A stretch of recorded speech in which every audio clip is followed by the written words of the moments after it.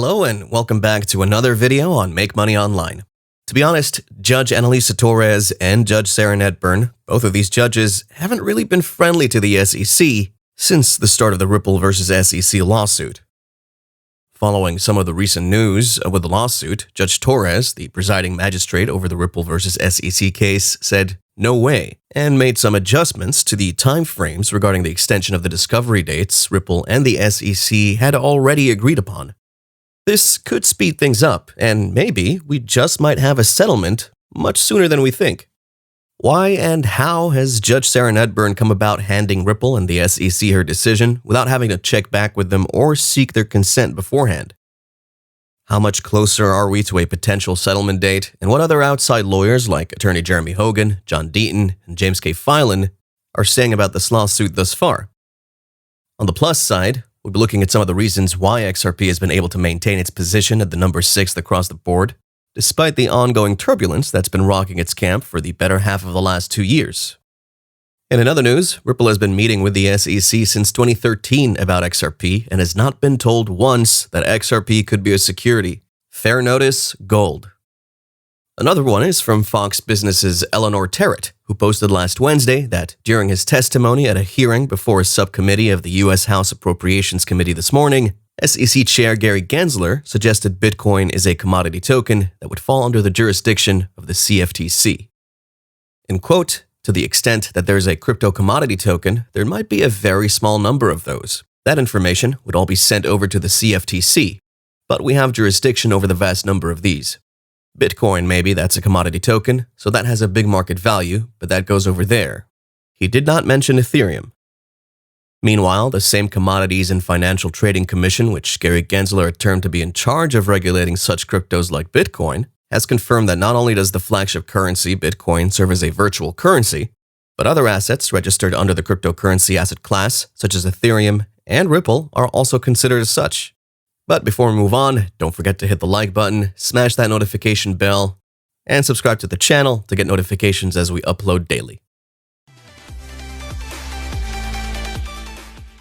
Where do you draw the line, the distinction between what is a security and what is an actual currency? Example A, what Ripple did, selling XRP to build out its underlying blockchain network, no different than example B, Ethereum floating an ICO, a coin offering to help its underlying Ethereum blockchain.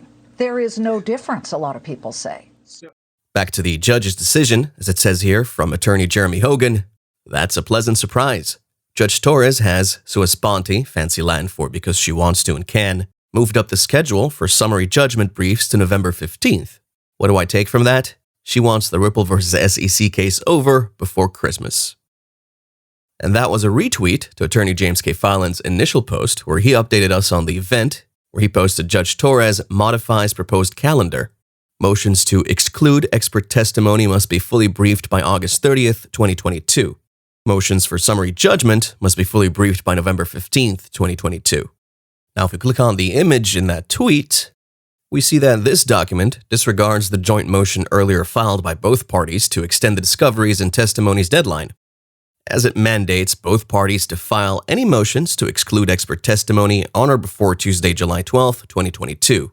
And by August, the parties should file their oppositions about a month away on or before Tuesday, August 9th, 2022.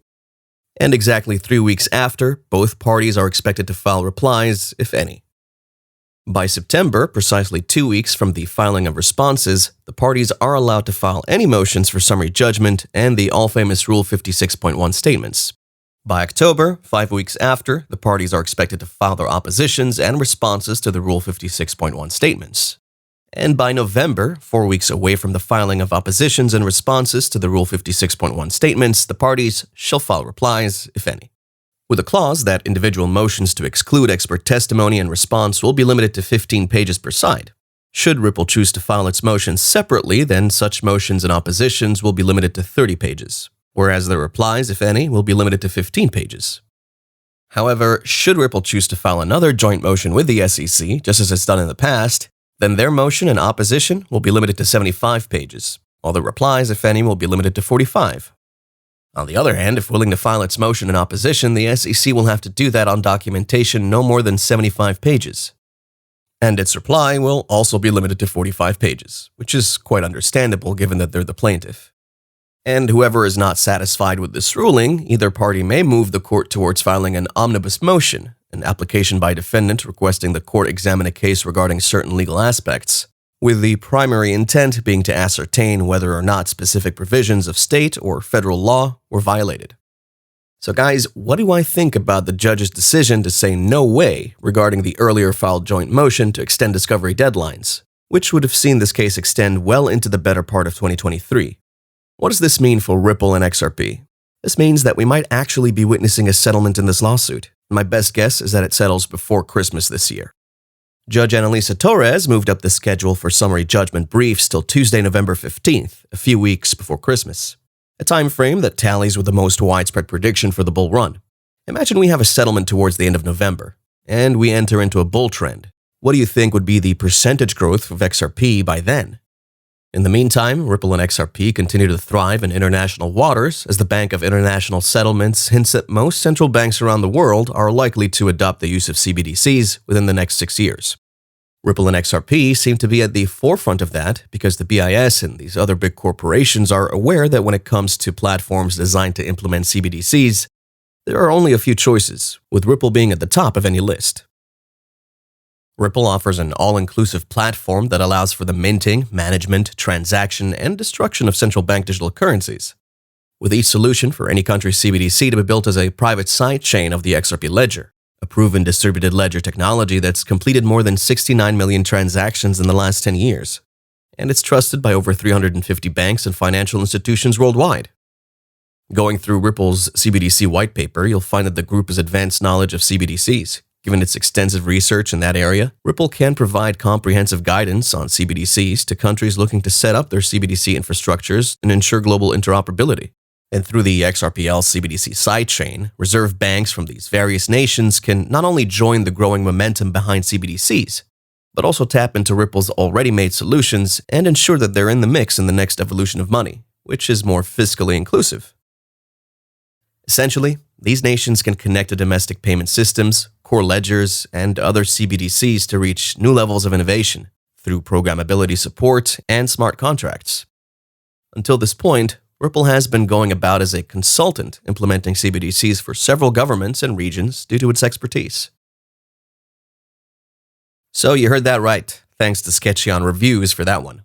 For now though, do have a fantastic weekend. If you enjoyed the video, hit the like button, subscribe if you haven't already, and we'll catch you in the next video.